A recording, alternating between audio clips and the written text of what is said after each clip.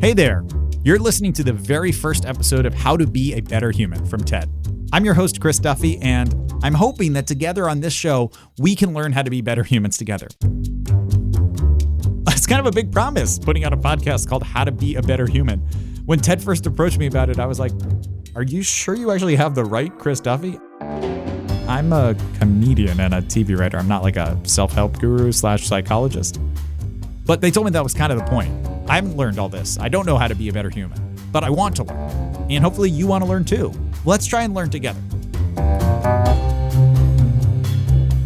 We're coming off of this really challenging year. You know that. I don't have to tell you that. It has been a year, though, where I feel like we've all been really faced with shortcomings, both societal and individual. And it's a year when it has been very, very, very clear that there's a lot of work to be done. And we desperately need more people to be doing that work. So on every episode of the show, we're going to have a guest expert, someone from the TED universe who's full of ideas and information, someone who's given a talk. But instead of just letting them say their big ideas and then walk away, I'm going to be asking them questions to get at what the rest of us are actually supposed to do. Like, how do we take their big ideas and put them into practice? How do we change or improve our own lives? Over the course of the season, we're going to talk about everything from relationships to social media to grief to climate change to making the best choices when you go on a movie binge. But for this first episode, we're going to start with a topic that is both timeless and universal. And yet it's a topic that so many of us have experienced much more acutely over the past few months: loneliness. We'll talk to one of the world's leading experts on loneliness and find out what you and I and everyone else can do to practice emotional first aid. But first, I'm going to read you an ad. That is how you know you're listening to a podcast. There could be no better person to kick off this show than Guy Winch. He's a licensed psychologist whose TEDx talk is one of the most popular TED Talks of all time, which really means it's one of the most popular talks of all time, period. Here's what Guy had to say in that talk about emotional first aid. I believe our quality of life could rise just as dramatically if we all began practicing emotional hygiene. Can you imagine what the world would be like if everyone were psychologically healthier? If there were less loneliness and less depression? If people knew how to overcome failure? If they felt better about themselves and more empowered? If they were happier and more fulfilled? I can, because that's the world I want to live in. There's a reason why Guy's talk resonates with so many people. Loneliness is universal. You can feel lonely when you're isolated, of course, but as Guy told me in our interview, sometimes you can feel just as lonely when you're surrounded by people. It's a scary feeling because it so often feels like you're the only one going through it.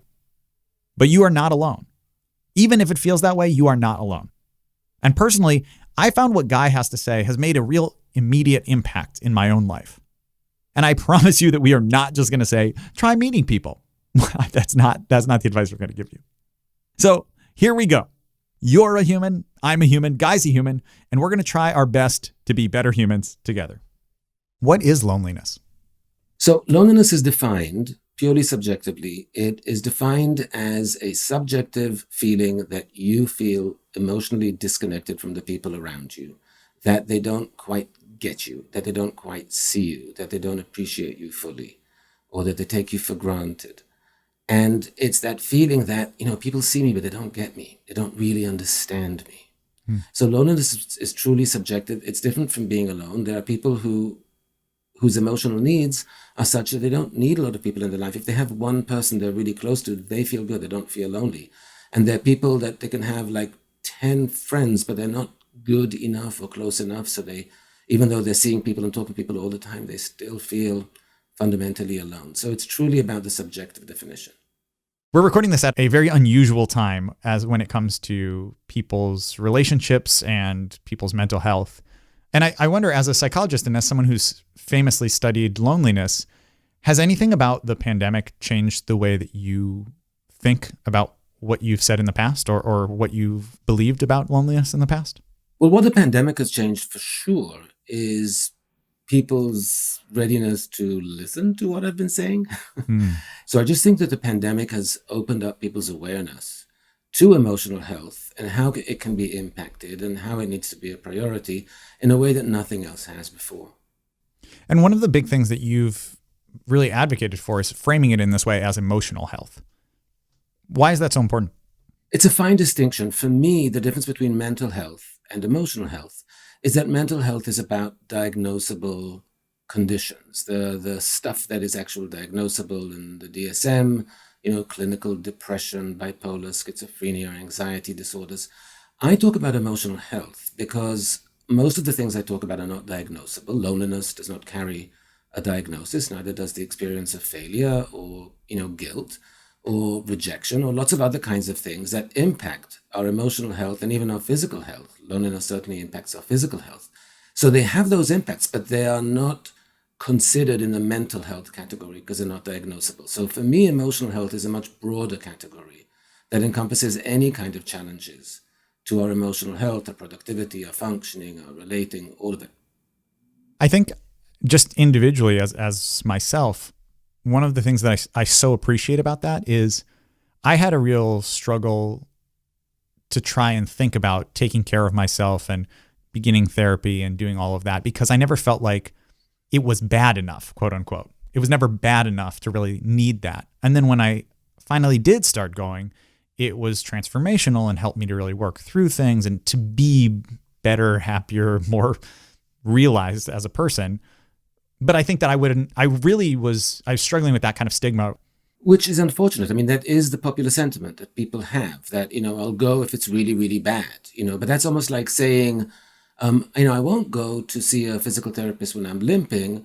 I'll go when I'm totally paralyzed. No, you kind of should have gone before. And I think it's the same kind of thing. In other words, there are challenges we experience to our emotional health, which tie directly to our functioning, to our productivity, to our happiness, to everything we do on a daily basis, of which we're mostly unaware. But if we were to become aware and mindful, it could actually make a difference way before we get to areas in which it's bad enough. And that's because what most people don't realize is that loneliness has a huge impact on our physical health. It contributes to an early death and is considered to be the equivalent of smoking 15 cigarettes a day in terms of the damage that does to our health and longevity. So truly, it is a crisis of both psychological and physical manifestations.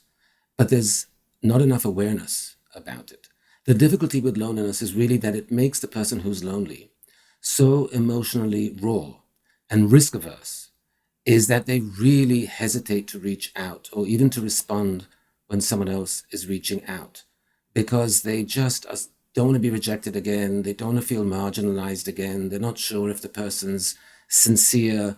It makes us perceive our relationships as less valuable than they are, and it makes us think of the people who care about us as caring less than they actually do. So all of those things contribute to real hesitancy. And that's why it's difficult for people to reach out when they're lonely, to really let people know, and even to respond to gestures from other people. That's one of the biggest problems.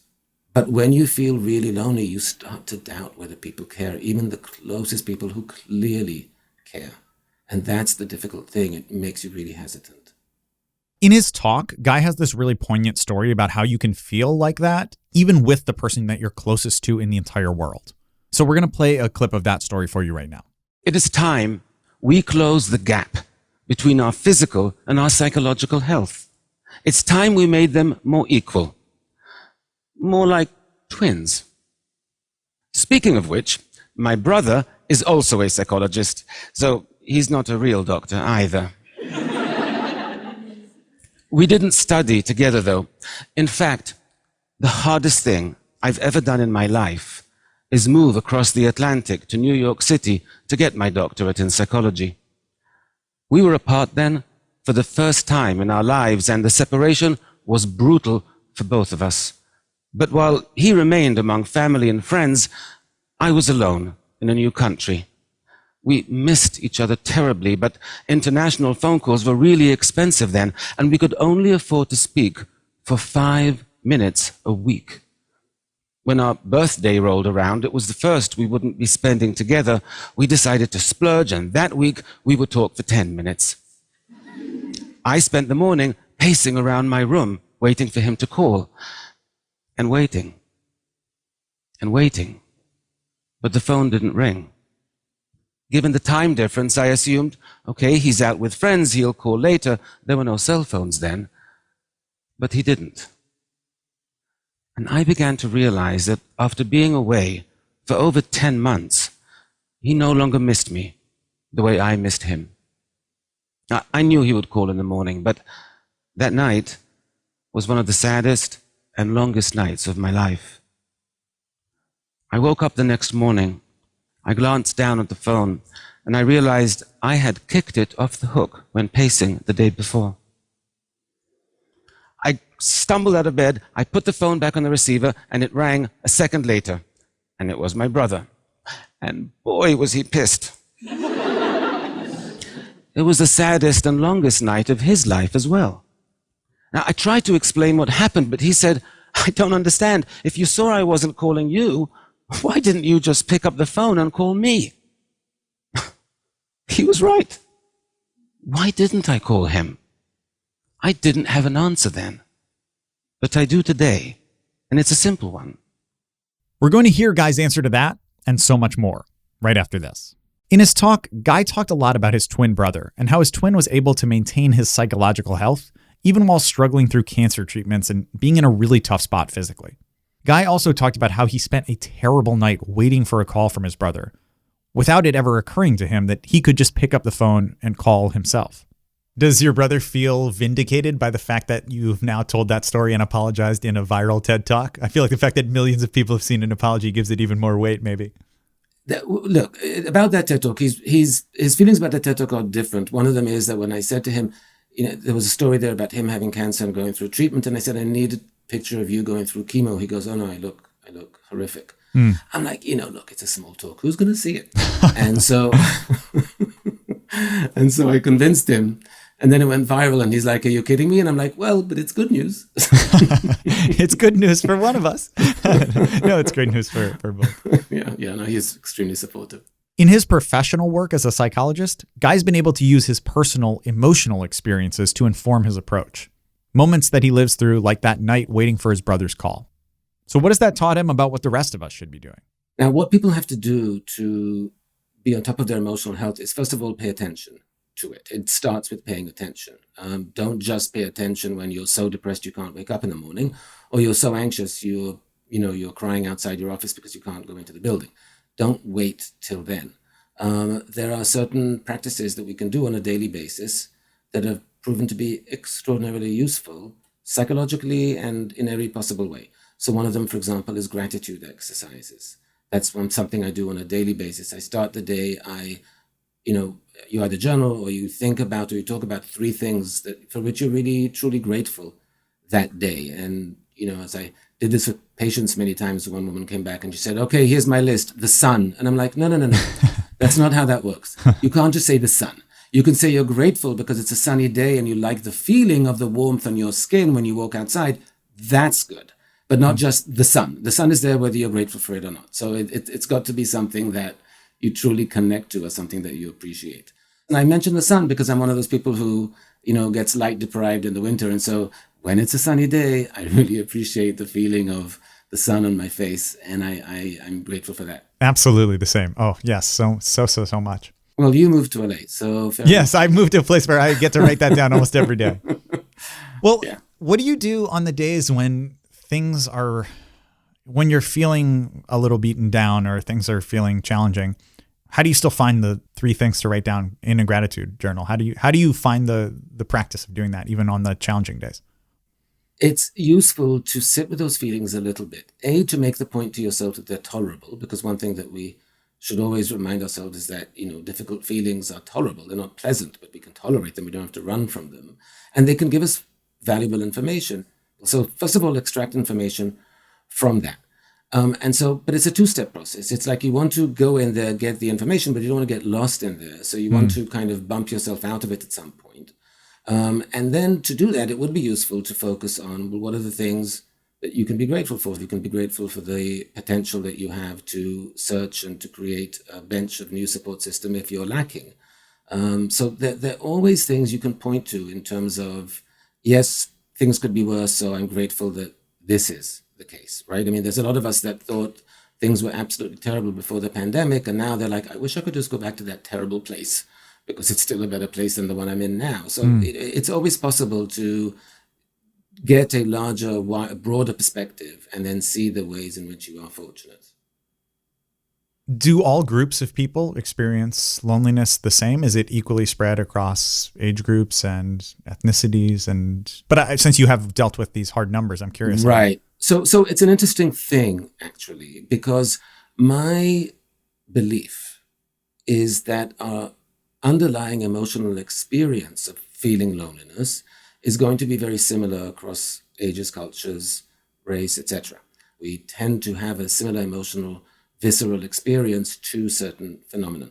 What we display toward the outside, what we manifest, what we show can be very, very different. And how we respond, what our emotional response to that loneliness is, can be very different. In certain, like in collectivistic societies, it's going to have a different response. Somebody feeling lonely will have a different response than somebody who does in individualistic societies, for example. But in terms of ages, we tend to associate, or we used to associate loneliness with the elderly, right? So here's somebody in their 80s or 90s living alone, etc. But we find now that the loneliest group of people are actually the youngest. They come out as significantly lonelier than do all the elderly and middle-aged groups. How do we make the connections so that you don't feel like you're just lost in the crowd? You're just a face in the crowd that no one knows. In other words, how do we connect more deeply to other people? It's a skill set, in fact. And a lot of people are not that clear how to do it. They may be clear to do it how I do it in the dating sphere. It's a one-on-one. I know what to do that. But as an adult, how do I go and just make friends? It's something that you do so much more easily as a young adult, as a college student, just to go and start just making friends. I had a woman I spoke with who's, has two young kids, and she's trying to make friends, and she felt like she was asking another mother out on a date when she was saying, do you want our kids to have a play date? She felt like, oh, please don't reject me. Please don't reject me. And I'm like, it was a play date with toddlers. But, it feels that way because she felt so lonely. She was desperate for the connection. So it's about reaching out. And once we reach out, it's about creating meaningful connections, having meaningful conversations. Connection happens by sharing an experience or by connecting verbally through conversation. And to connect through conversation, you have to be able to share your hopes, your dreams, your emotions. You have to be open. You have to get the other person to be open. You have to kind of forge this connective tissue between you. I can 100% relate to that feeling of it feels like you have to ask someone on a date to become friends as an adult. I've thought that one of the things that's so beautiful about, making friends in high school or college is if you're in a place with a campus, you tend to run into the same people over and over. And so there's just this natural progression of, oh, I know you a little bit, and then I know your name, and then we know each other. And then by the time you're actually asking them to do something, you're already friends. But now I have to be like, this was a good first meeting, and I think that this could be a thing. But if I don't get your phone number or I don't get your email, we're never going to see each other again. So I do have to do that like friend pickup almost. And it's always so uncomfortable. But then you just know that if you don't do it, you will miss out on the reward. So I have to force myself to do it. But and even for me as a huge extrovert, it is such a struggle. It's really difficult because it feels even a little foolish and childish because we so associate it with those younger years, right? So, when you're still a very young guy, I think, but when 2 40-year-old men are, chatting with each other in the locker room and, and they're getting along and they want to suggest, hey, let's grab a beer or something, it feels so awkward to do. And it's funny that it does because this is something that's so much part of human society. But there's the formality of actually, let's exchange numbers, let's get our contact information without an excuse such as, oh, we can meet at the next group meeting or committee on that or something. Like when you're literally taking it out of whatever the official thing is, it's uncomfortable. People need to understand is that as adults, the repetition really matters. You can go to the gym, but if you go to the gym at different times and you keep seeing different people, you're not going to meet a lot of people there. But if you go at the same time and keep meeting the same people, if you go to the same 12-step meeting or the same Tai Chi class or whatever it is, and you keep seeing the same faces at the same yoga class, at some point you just go like, oh, hey, because you've seen each other a while. Yeah. And then it's just much easier to start chatting. That repetition, the consistency, being a familiar face is an important aspect of any kind of integration into a new group or even with individual people. You've said previously that multiple public health experts have described loneliness as this public health epidemic even before the current pandemic. And you talked about how the Minister of Loneliness was appointed by Britain in 2018. But many of the solutions that people were working on to address that pandemic, they involve things like walking clubs and art groups, these in-person activities. And now I think a lot of people are struggling because those may cause us greater anxiety or actually put us in risk during the pandemic. So with that in mind, I wonder, how can we rethink solutions around loneliness at this time? But it is obviously a little bit more challenging when you're not meeting people in person, on the one hand. On the other hand, you have more flexibility in terms of being able to meet them virtually. So it's not like you wouldn't set up a Zoom meeting with somebody. You wouldn't have done that a year ago. If you just meet a stranger on the playground, you wouldn't say, oh, we should grab a beer and talk about our kids. You wouldn't, or grab coffee and talk about our kids. You wouldn't say, and let's do it virtually. That would be like, huh? Yeah. But it's actually a little bit easier because we can choose the time better, and you actually have more undivided attention that way. You already named a few of these, but I'm wondering, do you have any other great examples of virtual interventions that you think have worked? Interventions in terms of loneliness? Mm-hmm. Or just making connections? Oh, yeah. But the thing is that you have to pay attention to what the conversation is about. Our tendency is to do small talk and chit chat because it's less stressful. Right? Like, hot enough for you, or, what do you think about the election, or whatever. I mean, it's a simple thing to throw out. So it's actually a little bit more difficult to get personal. And that's how you get to connect to someone more emotionally. You have to get a little bit personal. And the tip there is several things. First of all, ask open-ended questions, not closed-ended questions. Share something of yourself before you ask. And so then you're giving the modeling of, I've had for me, May was a much harder month than April this year because of blah, blah, blah, blah. What about you? Which was the hardest part of the pandemic for you? Like, so you state something that's a little personal, and then you toss it to the other person in an open-ended kind of way. That's an important thing to do. Active listening is important. So when somebody says something, you can comment or reflect. You can do it verbally or non-verbally. But like, oh, wow, that sounds so difficult, what you went through, would be an important thing to say, as opposed to like, oh, bummer, which doesn't convey as much, right? So there are ways to communicate and to go a little bit deeper in conversation. If you're reconnecting with somebody you haven't spoken to for a while, reminisce about some of the fun times, reminisce about some of the old times, reminisce about the way it was when you met, however long ago that was. That's always a connective kind of thing. So you actually have to be mindful of looking to create, to forge that connection. Otherwise, you can just get swept away into this casual chit chat or arguing about politics, religion, or what have you. And that just didn't get personal at all, and it didn't feel connected. And obviously it depends on the person, but it is fascinating that the more that we make ourselves vulnerable with people we trust, that you're able to actually connect more, not less. Yeah. Now the thing is, it's scary. It's risky, because when you make yourself vulnerable, you're opening yourself up to get really hurt feelings if the other person rejects, rebuffs, criticizes, doesn't respond in a way that feels supportive, compassionate, understanding, what have you. So it's risky, and that's why people don't like to do it. People don't like to own their vulnerability, especially, even though it's actually quite an empowering thing to do, because by owning it, you take control over it. Like when I speak with people who do stand-up, one of the first things they say is whenever something really crappy happens in their life, their first thought is, where's the material? Oh, absolutely. And it's interesting because there is this part of vulnerability, right? If I take something that happened that I feel really embarrassed or ashamed of, or that was painful, and I tell it to an audience and they laugh, there's that connection, right? Generally that laughter means I understand and I relate to that. Not like, that's weird, I've never even heard of that. So that just makes me feel like, oh, I'm not alone. Other people get this too. Yeah, but audiences are fickle mistresses indeed for Yes. stand-ups, because they can laugh their guts out one minute and the next line doesn't land, and now they hate you. So that's a very unstable relationship. You've been to my be shows. in. I used to do stand-up for a few years. So really? Wow. I'm Okay. familiar on the side. Yeah, just like open mic kind of stuff. But I did it long enough and hard enough that I'm highly familiar with how, you think you have them in your pocket, and it turns out, oh no, you don't at all. No. Oh my gosh. I love that you're like, I decided to go for to deal with emotional health and help people with that, because I have now experienced the rawest type of emotional health in the world, which is the green room of a stand-up comedy show. That's amazing. But the first joke I wrote was usually my opening joke. Because I have a bit of an accent in stand-up, the rule is if there's anything different about you whatsoever, you must address it right away. Either the audience sits there and goes, does he know he has an accent? He's telling us where is he from?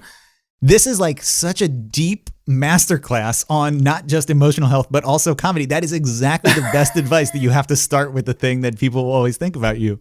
One of the things that I talk about that I think is really interesting is that when a lot of people are giving advice about what you should do in a certain situation, right? Go and have the confrontation, go and have the discussion, go and change the habit. It is actually really, really, really, really difficult. You have to put yourself through significant emotional discomfort often to do the healthier thing than the unhealthier thing emotionally. It's much less comfortable. It's very uncomfortable for someone who's lonely to go to put themselves out there and be vulnerable, as we're saying you need to be. It is extremely uncomfortable and it feels risky. And people don't let other people know that it's going to be really difficult. This is going to be uncomfortable. This is going to freak you out at first. This is going to make you feel like, oh my God, what am I doing? Or this is the wrong thing, or I did the wrong thing. And if you don't know that, then you'll stop doing it and think you are doing something wrong. Or if you don't know that it's going to be painful and feel very risky, and you're going to have moments in which you feel, why did I do this? Then you will run away when you experience them, as opposed to, oh yeah, I knew this was coming. Now I'll just take a deep breath and stay.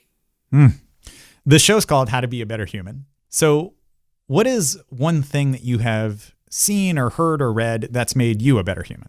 Okay, so first of all, I have to say there are probably 1,000 because of what I do. When I read something important or something useful, I immediately will try it out myself. I'll try and incorporate it into my own life, because if it's useful, then why wouldn't I? So there are just so many. Maybe just because it's top of mind, because of a recent conversation I had just an hour ago. I'll follow on your therapy example there. So I just spoke with a patient an hour ago about something which I think is top of mind, just because I just think it's so important, and that is self-compassion. Self-compassion means treating yourself the same way you would treat a friend. And it goes against the idea of self-criticism and having a self-critical, negative self-talk. Because the way we treat ourselves, like when we get rejected or heartbroken, one of our first instinctual responses is to become extremely self-critical. Yes, because I wasn't tall enough, I wasn't rich enough, I was too this or too that, or not enough of this, not enough of that, if only I were different, if only... And it just becomes so self-critical. Whereas if a friend said to you, I'm heartbroken, I just got broken up with, the last thing you would do would be, let's review your shortcomings. Wouldn't that be the right thing to do in the moment? You would never. You would immediately start to remind them of the opposite, of what they have to offer, what they bring to the table. That's what we should be doing. That's what we should be doing for ourselves. That's the self-compassionate approach to, oh my goodness, you just got your heart broken. Let's remind you why you're a good human being, rather than review why you're an inadequate one. And so the idea of self-compassion and replacing negative self-talk with self-compassion, to me, is a very, very important idea that is not getting near as enough attention and is not well known enough and applied enough as it really should be. Well, Guy Winch, thank you so much. We've talked about vulnerability. We've talked about loneliness. We've talked about joy. We've even gotten stand-up comedy. I mean, it was the whole emotional gambit here. I love the whole thing. We've run the gamut on emotions. Thank you so much for being with us, and thank you so much for sharing all of your wisdom with us today. Thank you. It's been such a pleasure, and thanks for the fun conversation. Thanks so much for listening to this episode of How to Be a Better Human. That's our show for today. Thanks to our guest, Guy Winch. You can read more advice from him in his column on Ted's Ideas blog that's called Dear Guy, or you can listen to him on his podcast, Dear Therapists. Special thanks to the organizers of TEDx Linnaeus University who curated Guy's talk. I'm your host, Chris Duffy. This show is produced by Abhimanyu Das, Daniela Balarezo, Frederica Elizabeth Yosifov, and Kara Newman of TED, and Jocelyn Gonzalez and Pedro Rafael Rosado from PRX Productions. For more on how to be a better human, visit ideas.ted.com. We'll see you next week.